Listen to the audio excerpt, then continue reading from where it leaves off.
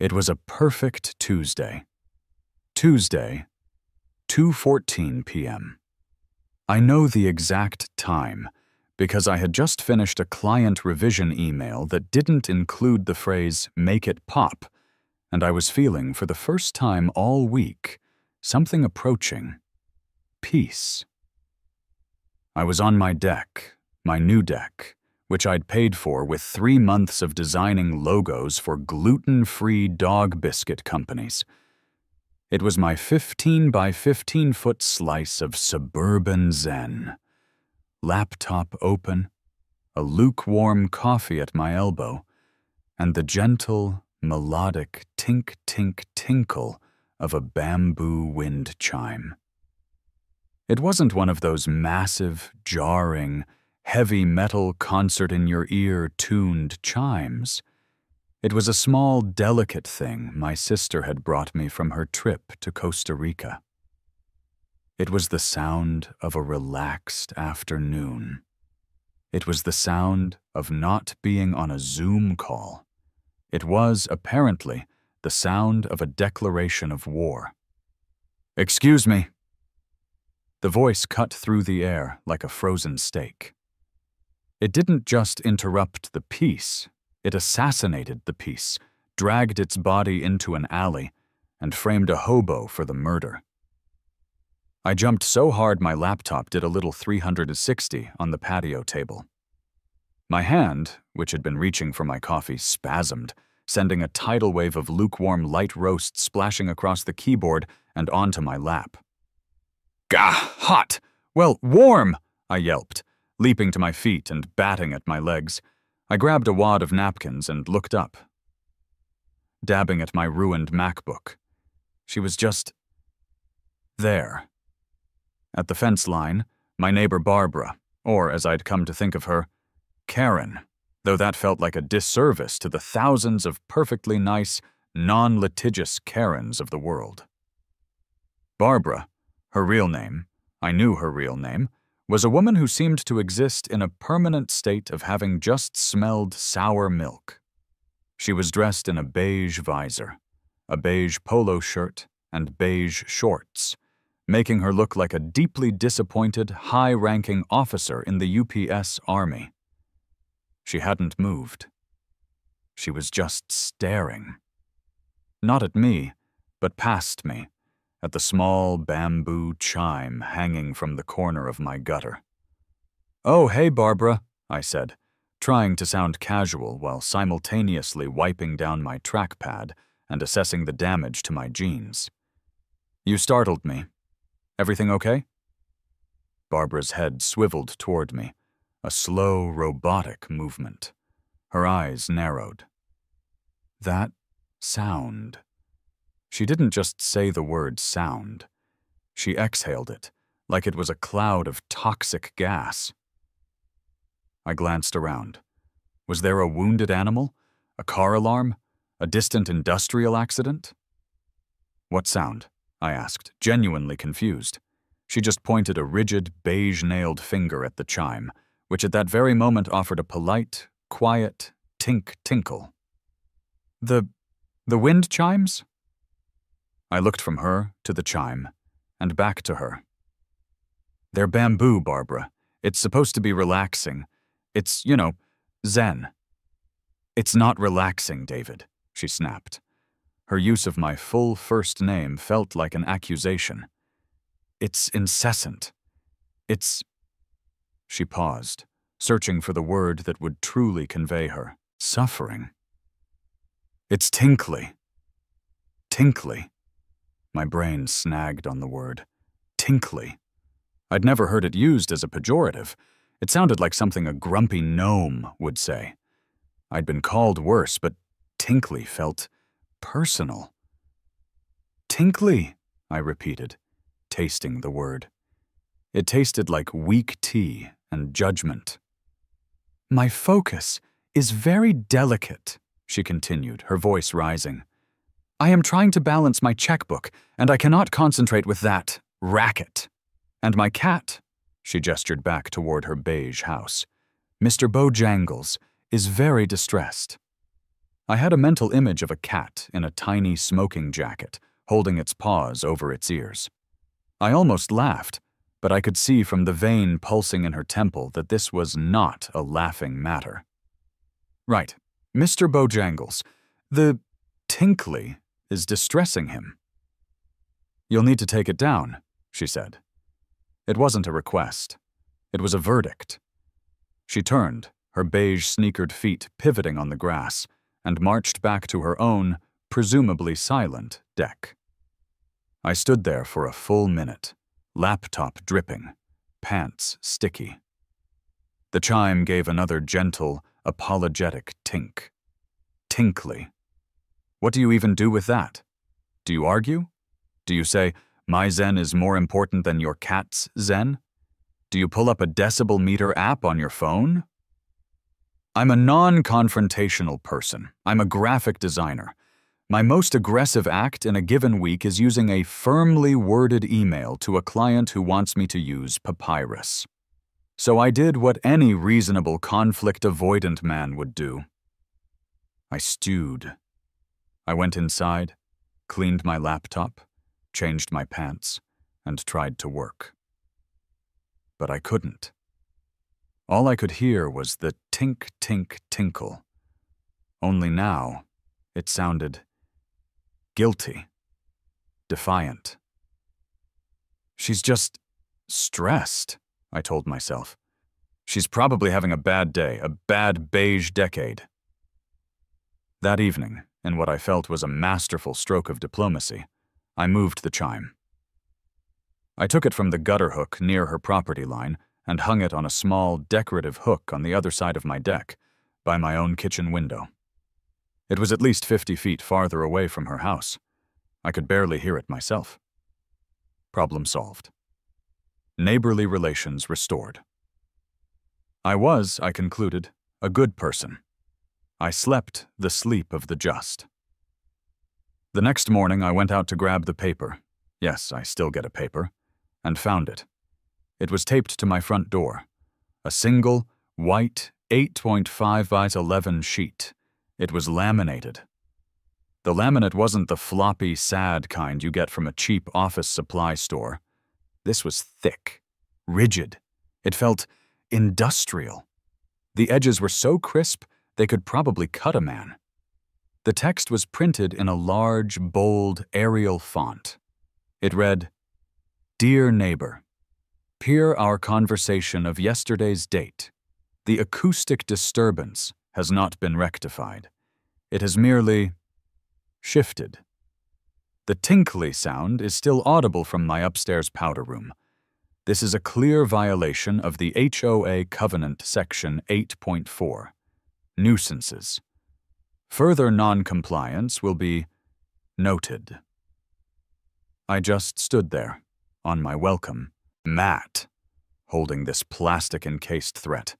My brain was a blue screen of death. Neighbor? In quotes? As if to question my very status as a person who lives next to her? Acoustic disturbance. Rectified.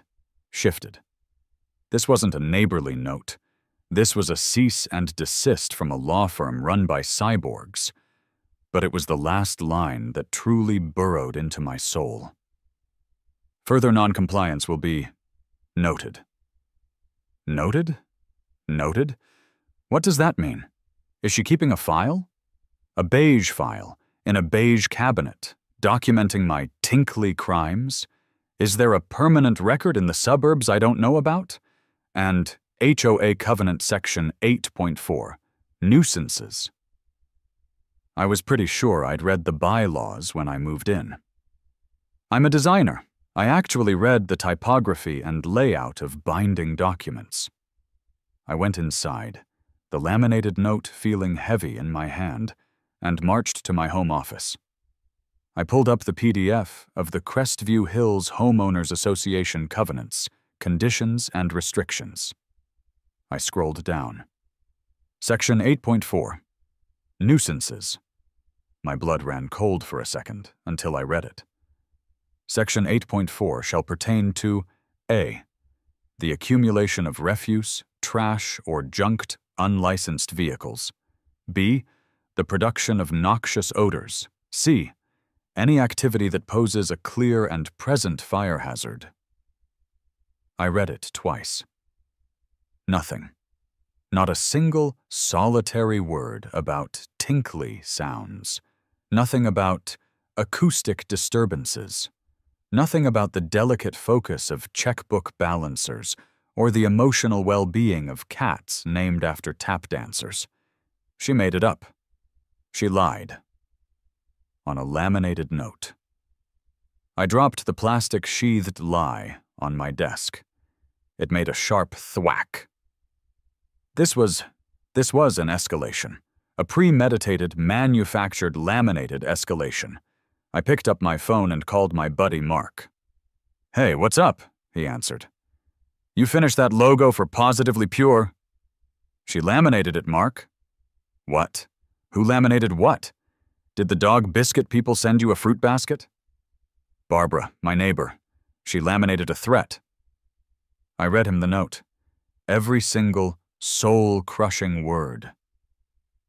There was a long pause on the other end of the line. Then Mark just burst out laughing, a deep, gut-busting laugh that lasted about 30 seconds. "Dude," he finally wheezed. She's noting you. You've been noted.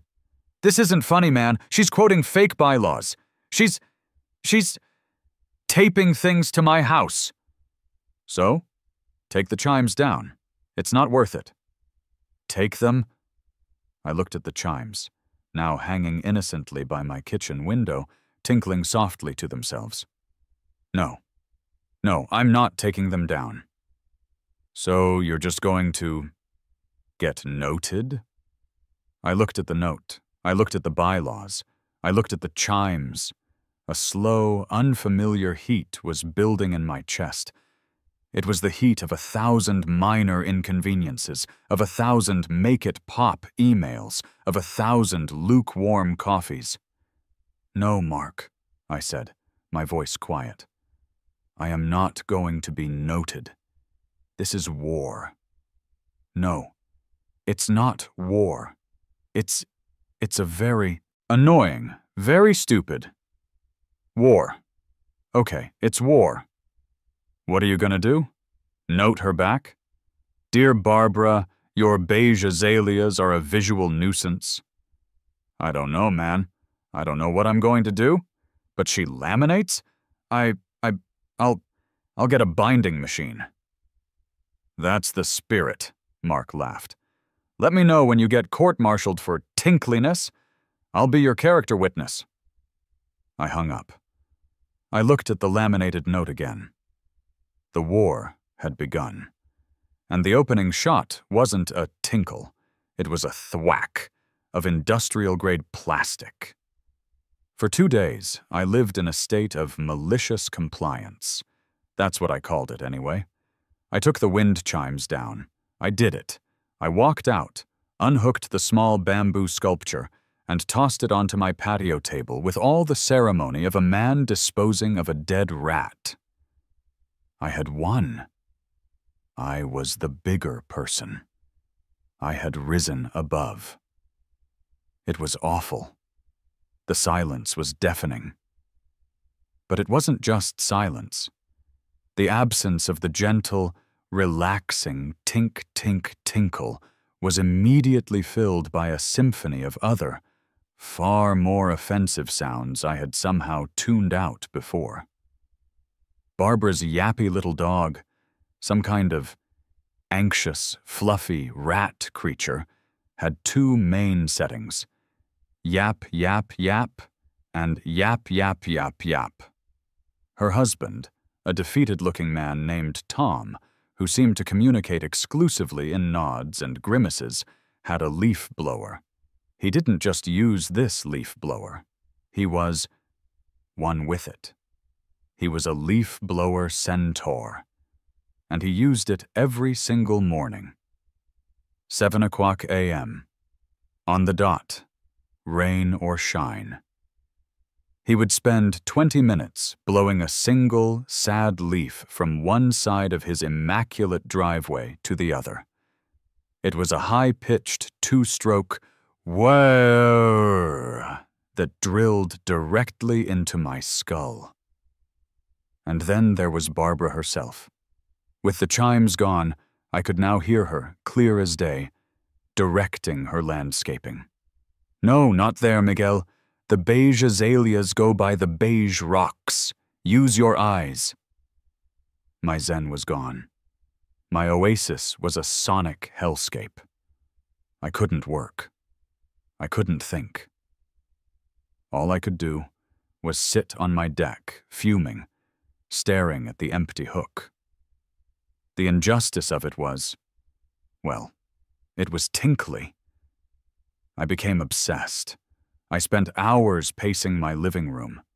I reread the laminated note. I reread the HOA bylaws, this time not just Section 8.4, but all 48 pages of it.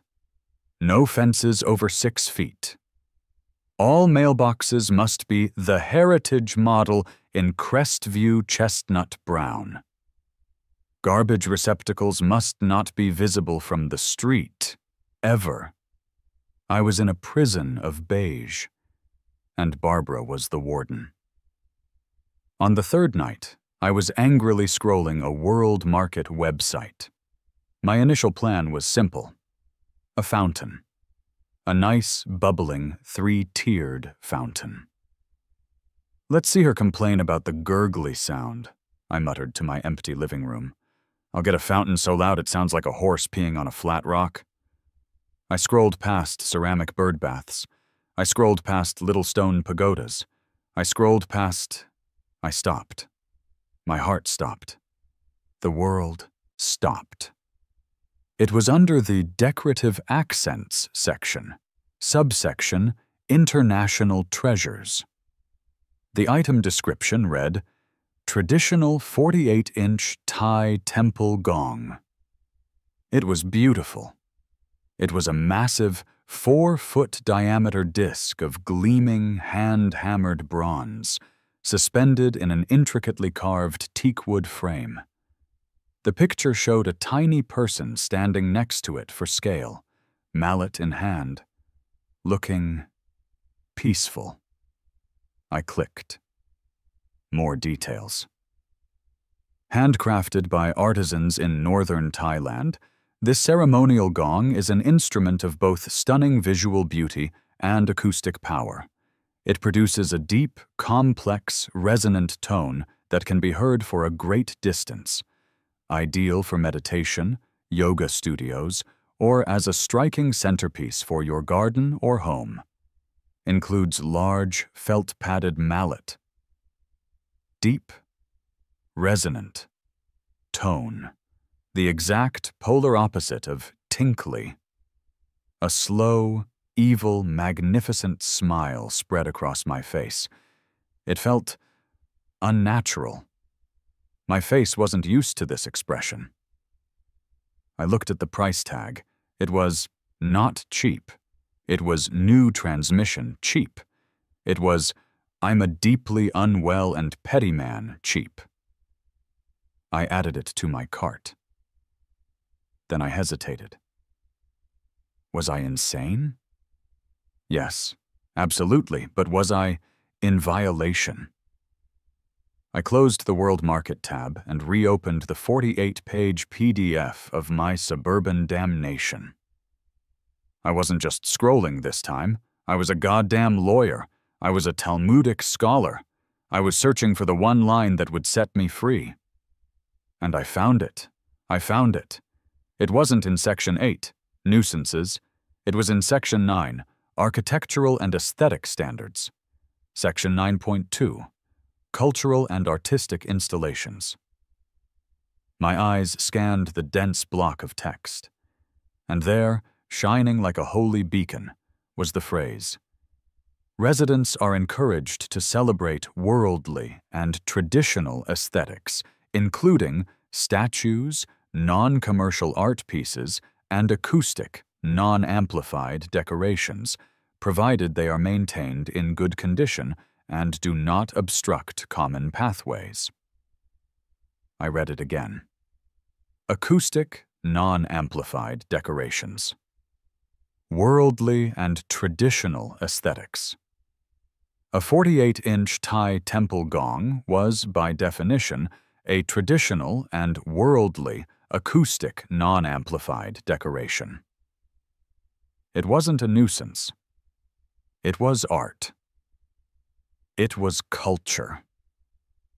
Barbara hadn't just lied about Section 8.4. She had forgotten Section 9.2. She had left the reactor core exposed. I was a genius, a petty, beautiful, soon-to-be-broke genius. I went back to my cart. I clicked Checkout. I selected Expedited Freight Shipping. I stared at the confirmation email. Your order is confirmed. Get ready to relax. Oh, I was going to relax. I was going to relax so hard. The next morning, I woke up with a problem. A 150-pound, 48-inch diameter problem. You don't just hang a Thai temple gong from a gutter hook. This wasn't a wind chime. This was an instrument.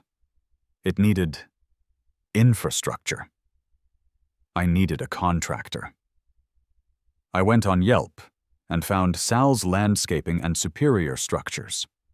His slogan was, "We build it right, or we don't build, Boyton." He had 5 stars and a picture of a guy with a huge graying mustache who looked like he ate 2x4s for breakfast. He looked superior. I called him. He showed up 2 hours later. His truck was the size of my living room and smelled faintly of gasoline and hard work. Sal himself was, in fact, the man from the picture. He was a big guy, a solid block of a man in a dusty flannel shirt and jeans, chewing on a toothpick. "So," he said, his voice a gravelly rumble. He surveyed my deck with a critical eye. "What are we building here, Chief? Pergola? Little patio roof?" "Yes," I said, trying to sound normal, trying to sound like a man who just wants some light shade. "A pergola, exactly. Right here, on the deck." "Okay, standard 4x4 posts, couple of 2x8 rafters, some lattice on top. Simple." He started scribbling on a notepad. One thing," I said. "I need it sturdy." Sal stopped scribbling. He raised one thick, gray eyebrow. "Sturdy? It's a pergola, not a carport. It'll be sturdy." "No, I mean, really sturdy, like hurricane-proof sturdy. This is my bunker sturdy. What if we used 6x6 posts?" Sal looked at me. He looked at the deck. He looked at the sky. "You planning on hanging a swing? A very big swing?" "Something like that," I said. "How much weight can a 6x6 post, sunk in 3 feet of concrete, hold?" Sal's eyes narrowed. He took the toothpick out of his mouth. "A lot. A whole lot. You hanging an engine block, kid? What's going on, man? You can tell Sal."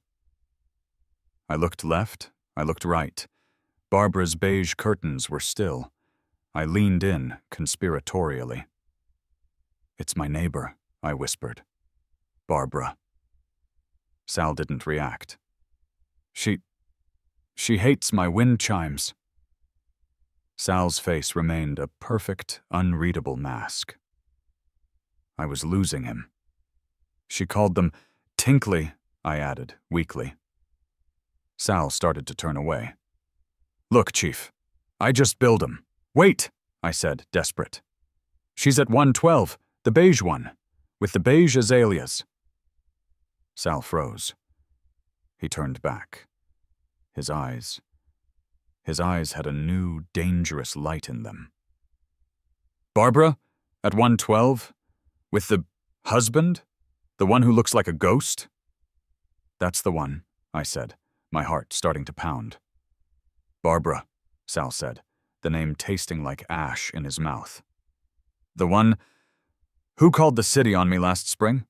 Because my truck was leaking trace amounts of vital fluid on the public thoroughfare? That's her, I said, almost shouting. She quoted a fake HOA bylaw at me, on a laminated note. Sal was silent for a long, long time. He put the toothpick back in his mouth. He chewed. He looked at my deck. He looked at the patch of grass next to the deck. We're not building it on the deck, he said. Oh, I said, my heart sinking. Right, too heavy. No, we're building it next to the deck, on the grass. We're using 6x6 posts. We're sinking them in 4 feet of concrete, and we're not using standard brackets. We're using custom-welded, quarter-inch, powder-coated steel gussets. He stared at me. I got some scrap I-beams back at the shop we can use for the cross member. That sounds expensive, I whispered. Sal smiled. It was a terrifying, beautiful thing to behold. It'll be sturdy, he said. And I'll tell you what. For you? For this job? No extra charge for the steel. We shook on it. His hand felt like a pile of warm gravel. As he walked back to his truck, he called over his shoulder. Crew will be here. 7 a.m. Monday. But isn't that 7 a.m. sharp, he said, and got in his truck. 7 o'clock a.m. The exact time Tom the ghost husband started his leaf blower symphony. I was no longer a petty man. I was a man with an ally with access to scrap I-beams. Monday morning, 6:58 a.m. I was on my deck, holding a coffee so hot it was basically just angry steam. I was wearing my bathrobe. I felt like a general surveying the battlefield before the first cavalry charge. At 6:59 a.m., the silence of the beige cul-de-sac was absolute. At 7 o'clock a.m., on the dot, 3 things happened simultaneously. Tom's leaf blower roared to life. We're... Sal's truck, followed by 2 other trucks, one towing a massive cement mixer, rumbled down the street. A heavy metal on a construction site radio station blared to life from Sal's truck. It was glorious. Sal's crew, 2 big, scary-looking guys named Tiny and also Tiny, didn't so much get to work as declare war on the ground. There were gas-powered augers. There were sledgehammers. There was shouting. The cement mixer started its thump-thump-thump rotation. Tom's leaf blower, faced with this overwhelming sonic firepower, sputtered, went quiet, and then he just retreated. Back into his beige garage. Victory number 1. I sipped my coffee. The auger hit a rock. The sound was like a bomb going off. Ker-ack! This, of course, is when Barbara materialized. She didn't come to the fence line this time. Oh no. She marched right onto my driveway, wearing her full, I demand to speak to the manager of this planet uniform. Beige visor, beige polo, and a clipboard. She was holding a clipboard. David, she shouted, trying to be heard over a Metallica guitar solo. I smiled. I waved. I walked over to the edge of my deck. Morning, Barbara. Beautiful day for some worldly home improvements, isn't it? What is this? She shrieked, gesturing wildly at the 2 massive 4-foot-deep holes now occupying my side yard. This is a construction site. It's a pergola, Barbara, I shouted back pleasantly. For my aesthetic. You know, Section 9.2. Her face, which had been a healthy, furious puce, went pale. She had no idea what Section 9.2 was. I'd caught her. I'd out-bylawed the bylawer. It seems excessive, she stammered, falling back on her favorite adjective. And the noise! It's 7 a.m. This is highly disruptive. Right on cue, Sal himself, who had been directing the pouring of concrete, looked up. He wiped his hands on a rag and bellowed, his voice easily clearing the cement mixer, the auger, and Metallica. "Sorry, ma'am. Gotta get this concrete poured. City code. Presets by 9 or the whole thing's a loss." Barbara's head snapped toward him. She hated being outcoded, and Sal had just dropped the city code bomb. That was a trump card. That was a level of authority even her laminator couldn't touch. She just vibrated. Her mouth opened and closed a few times. No sound came out. She looked at Sal. She looked at me. She looked at the giant, reinforced steel brackets Tiny was unloading. She turned. She didn't march. She retreated. I sipped my coffee. It was the best coffee I'd ever had. By noon, the 6x6 posts were set in 4 feet of quick-cure concrete. By 3 p.m., the scrap I-beam was bolted into place.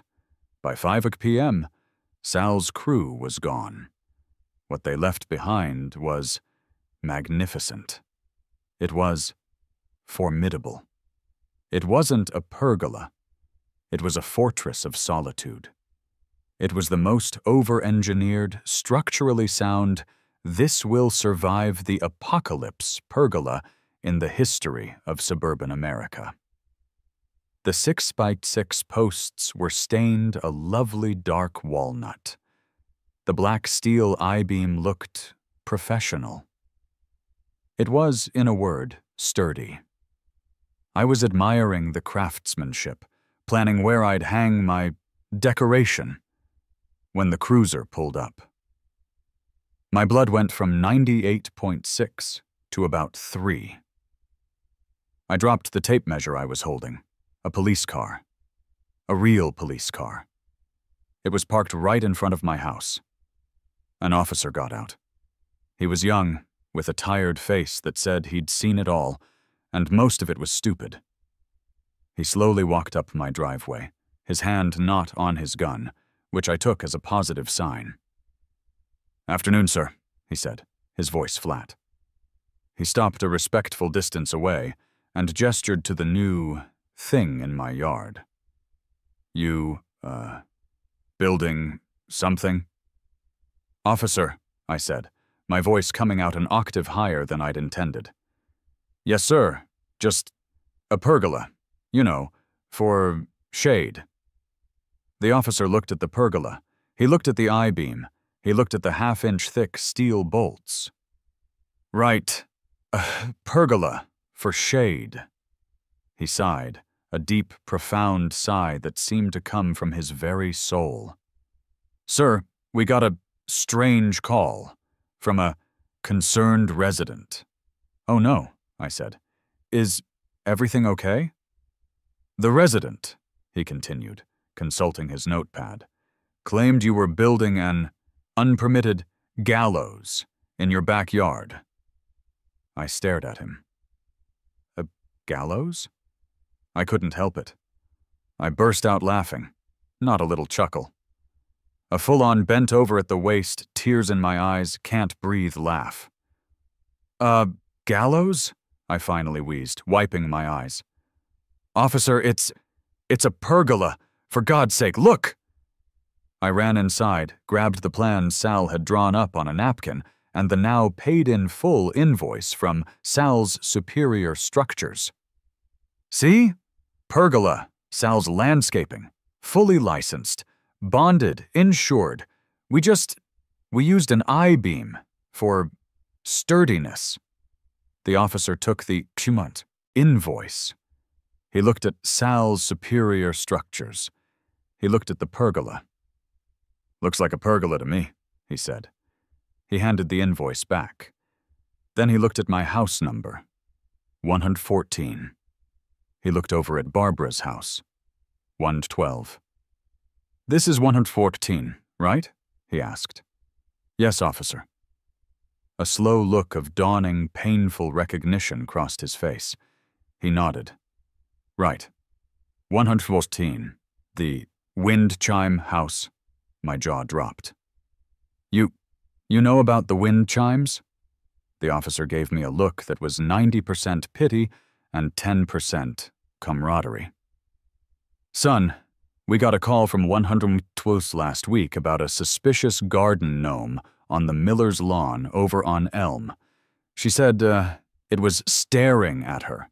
We get calls from 112 about unauthorized vehicle parking in a cul-de-sac and excessively bright holiday lighting in June. He looked at my pergola. He looked at Barbara's house. Look, sir, it's a pergola. It's a very sturdy pergola. But it's not a gallows. You're fine. But, try to keep the gallows building to a minimum, huh? Will do, officer, I said, my heart soaring. You have a great day. He nodded, turned, and got back in his car. As he pulled away, I heard his voice, muffled, through the window, speaking into his radio. Dispatch 3 Adam 12. Code 4. It's a pergola, unfounded, and yeah, mark the address. Tell dispatch to file future calls from this address under low priority. He pulled away. I was no longer just a man with an ally. I was a man with tacit municipal backing. I was vindicated. I was untouchable. And my 150-pound, worldly, traditional acoustic decoration was set to be delivered on Thursday. Thursday was a long day. I'd gotten the "Your item is out for delivery" email at 6 a.m., and I'd been vibrating with a mixture of excitement and, oh God, what have I done, terror ever since. I was trying to design a logo for a new brand of artisanal mayonnaise, but my heart wasn't in it. Every truck that rumbled down the street made me jump. At 2:30 p.m., it arrived. It wasn't a brown UPS truck. It was a freight truck. A full-on 18-wheeler, air brakes hissing, "This could crush your house" freight truck. It pulled up in front of my driveway and just idled, its diesel engine a low threat that shook my windows. 2 guys in matching blue shirts jumped out. They went to the back, rolled up the door, and I saw it. It was strapped to a massive wooden pallet, wrapped in what looked like an entire roll of industrial-grade bubble wrap. They wheeled it off the truck on a hand dolly. The thing was huge. The 48-inch diameter was just the gong itself. The carved teakwood frame made it nearly 7 feet tall and 5 feet wide. It was less a decorative accent and more an ancient, world-ending artifact. The 2 delivery guys, both built like linebackers, were sweating as they wheeled it up my driveway. "Got a sign for this, Chief?" the lead guy panted, handing me a clipboard. "She's a big one." "Wow," I said intelligently. "Yeah, wow," he said, wiping his forehead. "So, you in a very loud band, man?" "No," I said, trying to look casual as I signed my name. "Just getting into meditation. Zen." The delivery guy looked at me. He looked at the giant, gleaming bronze disc. He looked at my new, over-engineered pergola. "Right on, man," he said, his face a perfect blank. "You're all set to meditate the hell out of whatever it is you're meditating. Good luck, Chief. She's all yours." They wheeled it into my garage, and with a final, skeptical look, they got back in their truck and rumbled away. I was alone with it. I stood in my garage for a long time, just staring at it.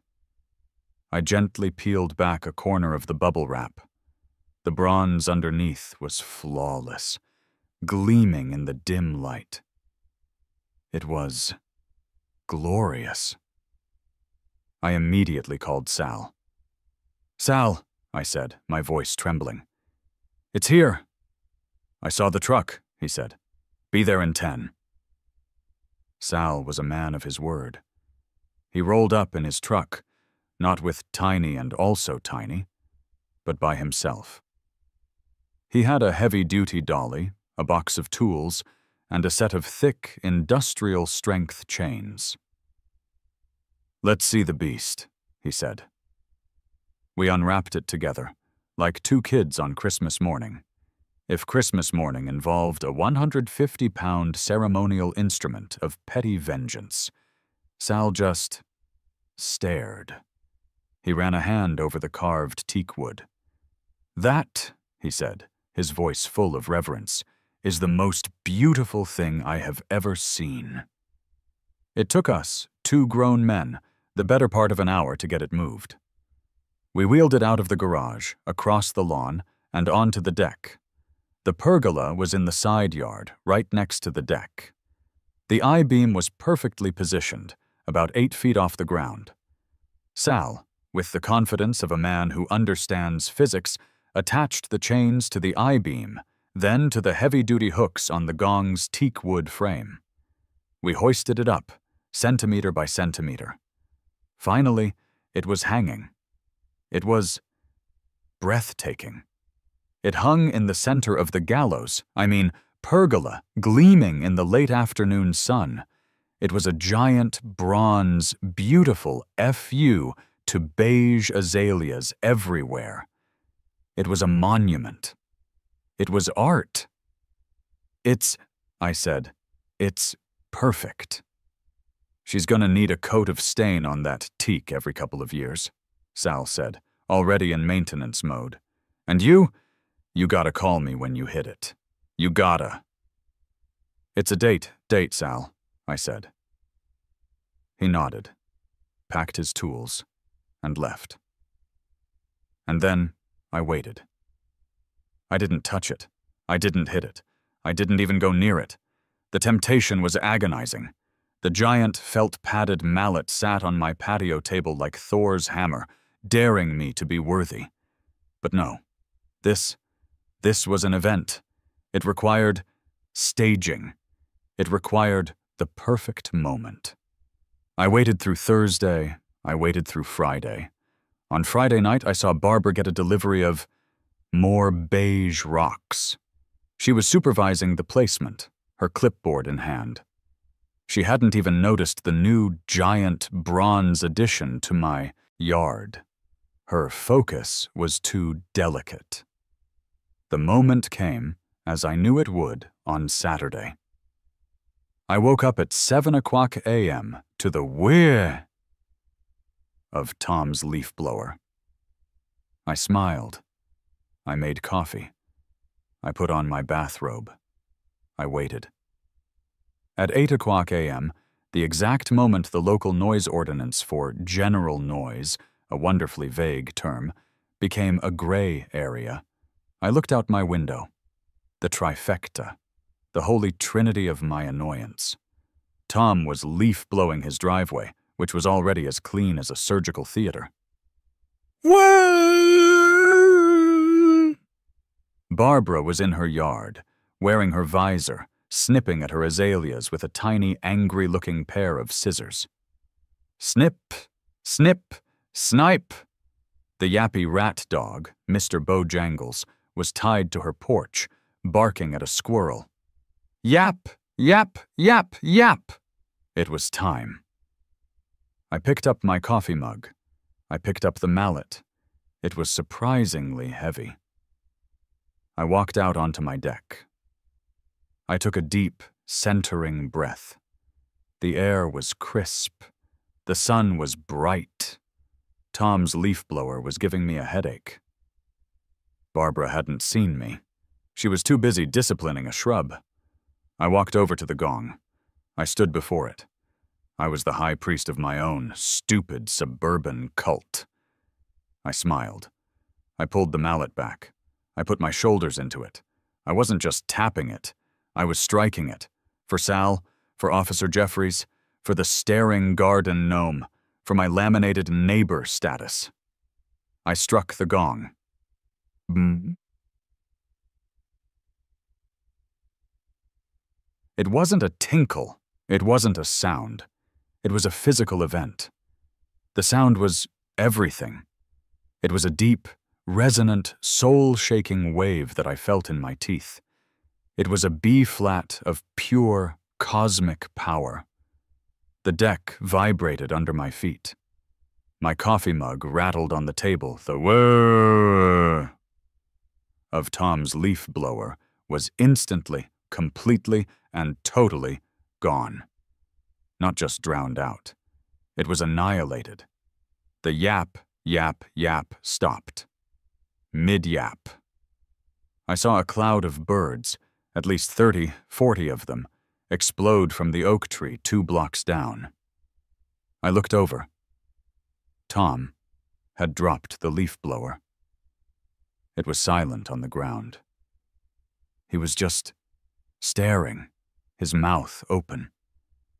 The yappy dog had just fallen over, like a little fluffy, fainting goat. It was on its side, legs twitching, too stunned to even be distressed. And Barbara. Oh, Barbara. She was frozen. Her back was to me. Her arm was raised, scissors in hand. She was a perfect beige statue of fury. She dropped the gardening scissors. She turned. She turned so slowly. Her face. I will take the image of her face to my grave. It was not anger. It was not confusion. It was a pale, uncomprehending, apocalyptic rage. Her visor was slightly askew. Her mouth was a perfect O of disbelief. The great beep beep beep beep was still echoing through the neighborhood, a beautiful, fading wave of sound. I raised my coffee mug to her. I gave her my most cheerful, neighborly wave. "Morning, Barbara," I yelled, my voice ringing in the sudden, profound silence. "Just getting into meditation, isn't it traditional? Section 9.2. She just stared. Her whole body was trembling. She didn't speak. She just pointed. A single, trembling, beige-nailed finger. Right at me. Then she grabbed her fainted dog, scooped it up, and ran inside, slamming her sliding glass door so hard I thought it would shatter. I took a sip of my coffee. I was so zen. For 3 full days, there was silence. It was a new kind of silence. It wasn't the awful, oppressive silence that had followed the removal of my wind chimes. It wasn't the "I can hear Tom's leaf blower" silence. It was a respectful silence, a truce silence. Barbara didn't come out of her house. Tom didn't leaf blow. The yappy dog, I assume, was in therapy. I worked on my deck. I finished the artisanal mayonnaise logo. I didn't touch the gong. I didn't have to. It just hung there. It was a statement. It was a 150-pound bronze monument to mutually assured destruction. It was a deterrent. The neighborhood had changed. Mrs. Miller, from the staring gnome house, gave me a thumbs up when she got her mail. A guy I'd never seen before, who was walking his golden retriever, just clapped. Slowly. As he walked by my house, he just clapped. My phone buzzed about 30 seconds after the inauguration. It was Sal. The text just said, "Glorious, 10:10. I heard it from 6 blocks away." Of course, the other shoe had to drop. Later that afternoon, the cruiser pulled up again. This time, I wasn't scared. I was expectant. Officer Jeffries got out of the car. He wasn't wearing his tired face. He was wearing his "I am trying so hard not to laugh right now" face. He just looked at the gong. He looked at me. He looked at the gong again. A gong," he said, like he was confirming a sighting of a unicorn. "It's worldly, officer," I said, giving him a polite nod. Section 9.2. Traditional and acoustic. Sir, he said, taking off his hat and rubbing his forehead. We are getting calls. Not just from 112, though we definitely got a call from 112. A very, very loud call. Oh? My dispatch operator thought a transformer had blown. Mrs. Miller thought you were, and I'm quoting here, testing a new form of thunder. We got a call about an explosion. An explosion, sir. Just finding my zen, officer. It's a very resonant tone. Officer Jeffries looked at me. I looked at him. The corner of his mouth twitched. Look, he sighed, putting his hat back on. It's not illegal. You're after 7 a.m. It's not amplified. You're technically within your rights. I am? But, son, he said, leaning in, his voice dropping to a conspiratorial whisper. Do you know how loud that thing is? We heard it at the station. We're half a mile away. I do now, I said, puffing my chest out just a little. It's pretty great. He shook his head, a slow smile finally breaking across his face. Jesus, a gong! He started to walk back to his car. Just maybe save the thunder testing for special occasions, national holidays, the 4th of July? I looked at the gong. I looked at Barbara's house. Depends on Barbara, doesn't it? I said. Jeffries just smirked. You have a nice day, Mr. Gongman. He got in his car and drove away, and I swear I could hear him chuckling. The silence lasted 3 days. On the 4th day, I was on my deck, and I saw movement. It wasn't Barbara. It was Tom. Poor, defeated ghost husband Tom. He was walking across the lawn that separated our properties. He was walking slowly, like a man approaching a sleeping bear, and he was holding a plate, covered in plastic wrap. I stood up. He flinched. Hey, Dave, he said, his voice tiny. I'd never actually heard him speak before. It was a reedy, thin sound. Tom, I said, nodding. Nice to see you. He stopped at the edge of my deck. Listen, he said, not making eye contact. That's quite a piece you got there. The gong, I said. Yeah, it's traditional. Right. He licked his lips. He was terrified. Look, she's very focused, you know, on the rules. She's a rules person. I'm aware. But the windows, Dave.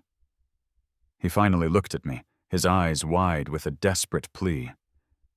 The windows, they rattle. The china cabinet, things move. And the cat, Mr. Bojangles, he won't come out from under the bed. He's been under there since Saturday. He's distressed, I hear, I said. A tiny, almost imperceptible smile played on Tom's lips. Yeah, he's distressed. He held up the plate. These are cookies, store-bought, oatmeal raisin. We were wondering. He took a deep breath. This was it. The great, unlaminated, unnoted surrender. What if, he said, his voice barely a whisper, what if you could, have your wind chimes back? I raised an eyebrow. I'm listening. You put the tinkly things back up, as many as you want. You can have a whole symphony of tinkly things. We wouldn't mind. We'd prefer it. And you agree to only ring the Death Star On, say, national holidays? The Death Star.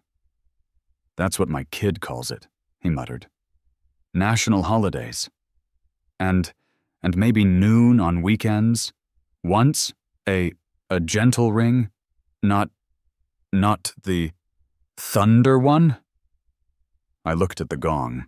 I looked at Tom, holding his plate of sad oatmeal raisin cookies. I looked at Barbara's window, where I could just see the curtains twitching. I had the power.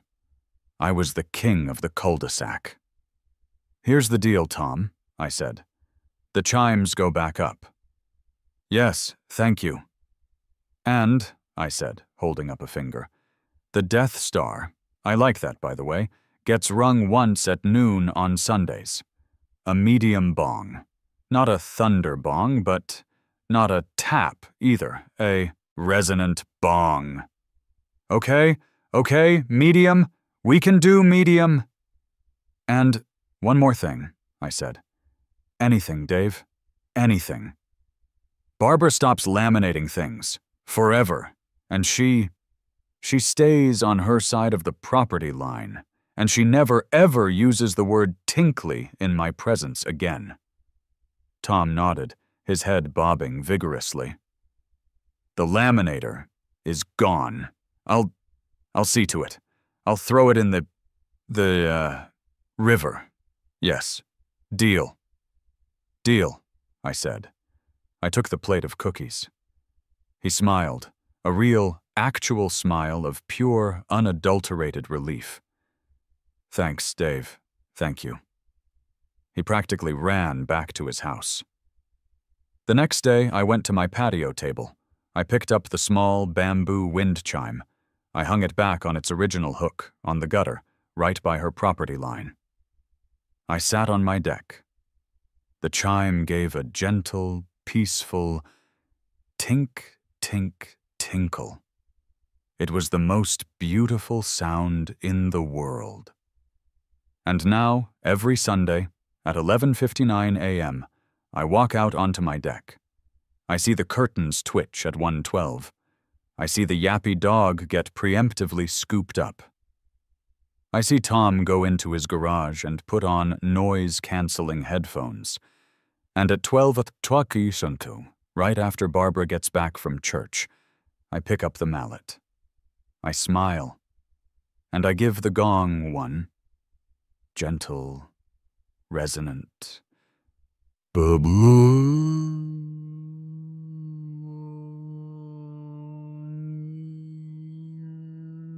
Just, to remind everyone, to remind them of what worldly peace really sounds like.